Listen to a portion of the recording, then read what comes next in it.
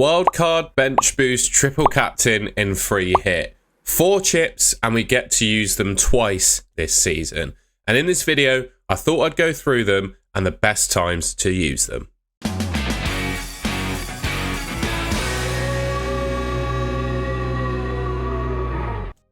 I'm making this video off the back of obviously the big news that we get 2 chances to use every chip. So between game weeks 1 and 19, you're going to get a bench boost, free hit, triple captain, and wildcard, and then they'll reset so you get another one in game weeks 20 to 38. And I would say, given that, well, that you can separate this video into 2, right, in terms of chip strategy. Game weeks 1 to 19 chip strategy and game weeks 20 to 38 chip strategy. And the 2 are probably kind of linked, but I would say you could consider them pretty distinctly separate in the main, right? You could potentially use chips towards the end of the first period to set up for the second, but on the whole, because they reset, what I'm going to focus on in this video is game weeks 1 to 19, and I think there's so much uncertainty that remains, I think, up to game week 20. So 1 to 19 I'll try and tick off here, but when you look that far in the future, I think there's so much uncertainty that it makes it quite difficult to plan, and I don't necessarily see massive value in doing so at this stage, because also at that end of the season,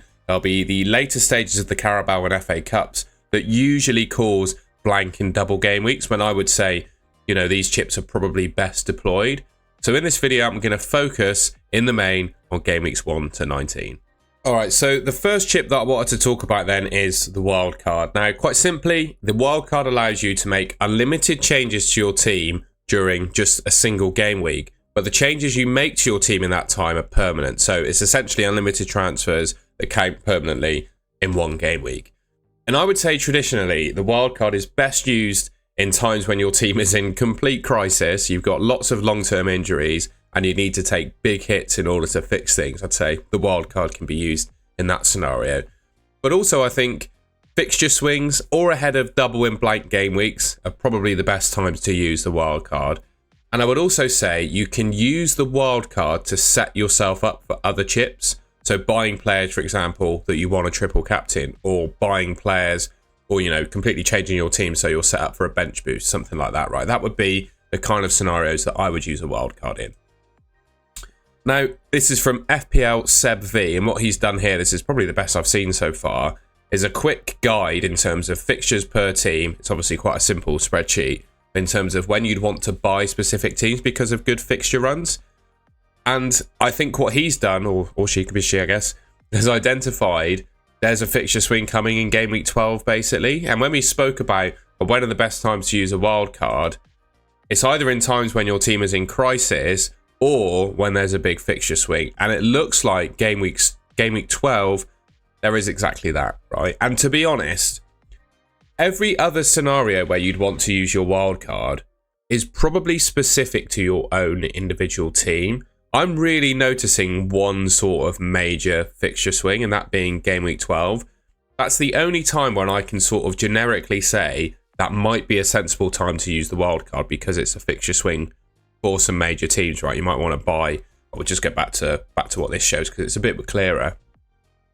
It's a time where you'd want to buy Man City, Man United, Newcastle, Liverpool, and Bournemouth players, something like that, right? So that's the time when you could use it. But also, I tend to use my first wildcard relatively early on. And also, the wildcard is not new. You always get 2, well, you used to historically get 2 of those per season. But I would usually use it around sort of game week 6, 7 time. Because at that time, you just have so much more information about the differential, risky or cheaper players in the game that you might not necessarily want to start with at the start of the season. I think over the last couple of seasons, we've had 2 players that have particularly emerged in this category that when you pick them, allow you to completely transform your team. We obviously got Cole Palmer when he first signed for Chelsea, and last season we had Morgan Rogers, right? Not many people started with Cole Palmer or Morgan Rogers in their team, but by sort of game week 6 and 7, they'd all hit their wildcards to get them in. So that's the kind of mindset that I may well be in with my wildcard, depending on if one of those good cheap assets emerged. Or I could leave it to game week 12, you know, for that fixture swing. Or, you know, my team could be in a crisis mode of injuries after a few game weeks where I need to make some changes. Or quite simply, you could just leave it right to the end and use it in game week 19. It does look like game week 19. You know, some pretty good fixtures for some for some good teams in there. So I know that's not, I'm not giving you an absolute guide in terms of, you know, there's 5 or 6 game weeks where you could use it. But I think that advice I've just given you is generic, you know. There's 3 scenarios, I think, where I'd use it in the first 19 game weeks. Game week 12 for that fixture swing. Early on to pick those emerging cheap assets, which will allow you to massively upgrade the rest of your team. I'm sure there'll be 1 or 2 that emerge this season. And just in general, following the game along, if your team is just in absolute crisis, might be time to use it as well. Just wanted to mention that I'm once again an affiliate of Fantasy Football Hub for this season. You can sign up using the link in the description below. I get you 50% off signing up for their tool, and also you'll get your money back on your subscription if you don't win your mini league this season. So check out Fantasy Football Hub, link in the description below. All right, next up is the bench boost then, and the bench boost, pretty self-explanatory really. For 1 game week, the points scored by players on your bench will count towards your total, right? So it's obviously best used when the players on your bench will all play and they all have decent fixtures, or they have a double game week. If you use the bench boost on a double game week, you could potentially get 30 fixtures out of your team, because of course you can pick 15 players, including your starting 11 and bench. And if they all have a double game week, you know, there's 30 games between your whole team there. And also it can be used in conjunction with a wild card, right? I like using a wild card in order to set up a bench boost most of the time. So for me, I think generically again, there are 2 distinct opportunities to use the bench boost. One of them is in conjunction with the wild card. Like I said, there's a major fixture swing coming in game week 12, which naturally makes me think you could probably use the bench boost in game week 13. And then also, because we've got 2 chips now, well, 2 of these now between game weeks 1 and 19 and 20 and 38, you can use your bench boost, I think, quite comfortably in game week 1. And if this is obvious advice, but the unlimited transfers you get right up until the start of the season is the same as a wild card, basically. So, you know, I would use the bench boost in conjunction with the wild card in the main. You can use it once in game week 13, or count the unlimited transfers at the start of the season as kind of a wild card and use it in game week 1. There has always been like people who consider just getting rid of the bench boost and using it game week 1 anyway. Most people say that. And I think this season there's an even stronger argument to do that. And to be honest, the more I think about it, you know, we've got 8 chips now, essentially, 2 times 4 to use throughout the season. I think it's almost too good of an opportunity not to take it up to use it in game week 1. And I look at all the chips on the list. I think game week 1 is an opportunity to use the other chips as well. Well, there's a couple of chips you could use. But I think the bench boost is the main one. I guess it's also probably worth saying as well, it's really hard to give any other advice beyond that. You know, I think I've generically described the chip and how you'd want to use it. But I think if you're going to differ from game week 1s and 13s, it's dependent on your individual team, right? And like I said, it's best used when I don't think we're going to get a double game week this early on in the season. I think it's unlikely. They'll probably come from, much like we had last season with the Carabao Cup semi or the FA Cup semi and final and the Carabao Cup final. Those will probably cause blanking doubles in the later half of the season. This half, we're probably not going to get any. So you're best off just using it when your bench has the best fixtures, basically. And you know they're all going to play. I think that's something as well. The further you get on into the season or into this period, the more injuries you're going to have. And at times, I certainly do, it's not worth necessarily using a transfer on every single injury you get. So you could well be carrying injuries or players that just get pushed out of their starting 11. You could just be carrying those on your bench and sort of limping through each game week, which makes me think even more strongly that game week 1 is a time to use it, because you can have a pretty good level of certainty that all of the players you can pick are going to start. Obviously, if you pick players you think are going to start.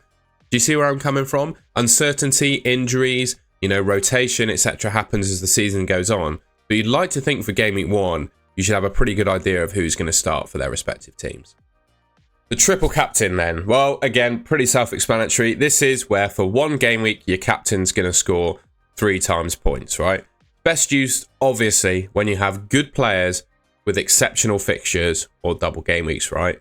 And there's a sort of hidden trick around using it.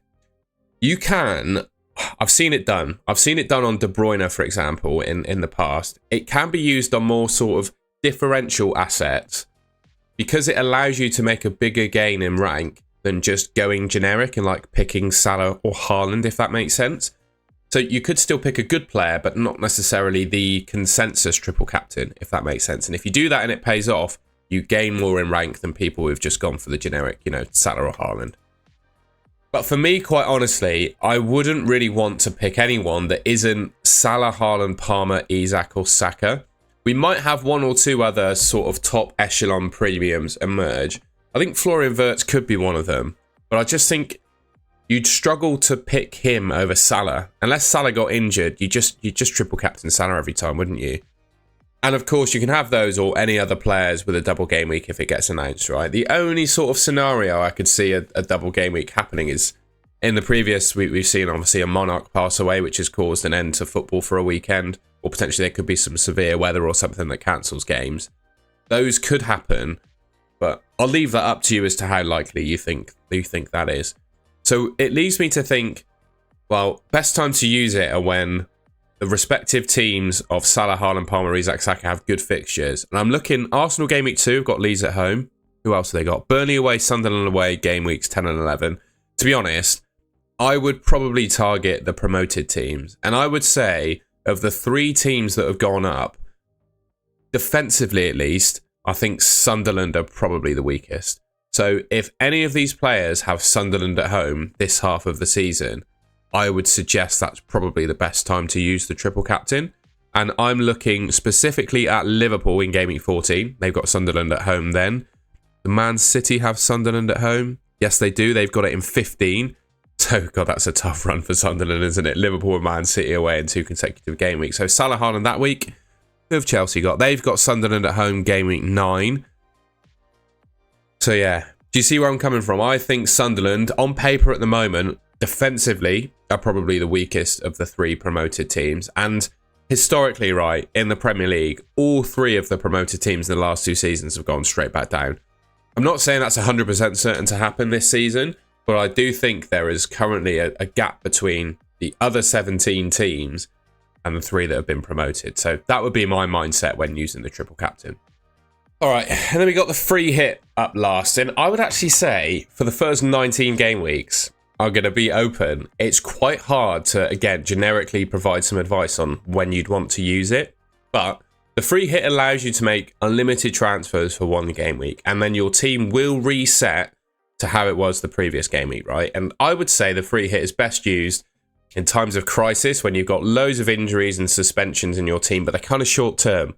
And, in a couple of weeks' time or a week's time, your team can go back to how it was. And it's also best used during blank game weeks, right? When a number of your teams or when a number of your players don't feature. What tends to happen as we get later on in the season, this obviously doesn't count for 1 to 19, but I think still relevant. It's traditionally, well, the teams that will blank are teams that reach the later stages of the FA Cup and the Carabao Cup final, right? That's traditionally the teams that blank. And those teams are usually the strongest ones, which are usually players you want to pick in FPL. So Salah, for example, Saka, Arsenal defenders, all of those kind of players will probably have some blank game weeks later on in the season if they reach the later stages of the Cup. But for the first 19 game weeks, it's actually really tough to actually pick a time when you'd want to use your free hit. And I'm of the mindset that you could kind of go early on it. So I'm looking in particular 3 teams in game week 1 that have, well, game weeks 1 and 2 that have all right fixtures, and then it gets a little tough in game week 3. So I'm looking at Liverpool, Newcastle, and Arsenal. So if you pick your Arsenal assets, your Liverpool assets, and your Newcastle, or even Newcastle, and don't pick Newcastle, sorry, in game week 1, use your free hit to bring, well, take out your Liverpool and Arsenal assets because they play each other, and then bring in Newcastle assets because they've got Leeds away, and then your team resets afterwards, and you can go on. Obviously, Arsenal have Man City and Newcastle 5 and 6 as well. So maybe you could use free transfers, or to be honest, people might be wildcarding at that time as well. But other than that sort of niche scenario, I don't know about you, but I don't see any other where I can hand on heart say this is a good opportunity to use the free hit. I think it's going to be on your individual team. It's a bit of a cop-out fence-sitting answer, I know, but it's going to be based on how your team is performing. And, if you have injuries or if something drastic happens that causes a blank game week, that would be the time to use the free hit. So other than game week 3, where I've talked about that specific scenario, I just think there's so much uncertainty between game weeks 1 and 19 that I can't honestly give you another time where I'd use it. It might also be the case that you just want to hold on to it. I'm looking, maybe you could just hold on. Maybe you could just hold on to it until the later stages and just use it to have like the optimal team for one game week. But for me, other than game week 3, I'm not currently seeing anything obvious. All right, well, that's the end of the video. I hope you enjoyed that and found it useful. If you did, please leave me a like rating. I am sorry that I feel like I've missed an opportunity to give you guys specific times to use some of these chips. But what I'm not going to do in this video is just say times to use it for the sake of it that I don't believe in, if that makes sense. Like, obviously, there's no room for my opinion in what the chip is, but there is room for my opinion in how the chip is used and when you should use it. And I've tried to be honest about my thoughts around that, right? And yeah, I'm sorry that I can't like give you multiple suggestions for each chip, but there's so much uncertainty around this time. I don't think I can. So I hope you can understand that anyway. I don't want to go through explaining myself anymore. Like I said, if you enjoyed the video, please leave me a like rating. Let me know in the comments if you think there's any other times to use the chips or combinations of chips or, you know, better chip strategies, whatever. Please let me know in the comments. I'd be interested to hear that. And yeah, if you haven't already, please subscribe to the Golden Goal channel. I'll have plenty more FPL content coming your way during this preseason. And yeah, that should be everything. So thank you very much for watching, and I'll catch you in my next video.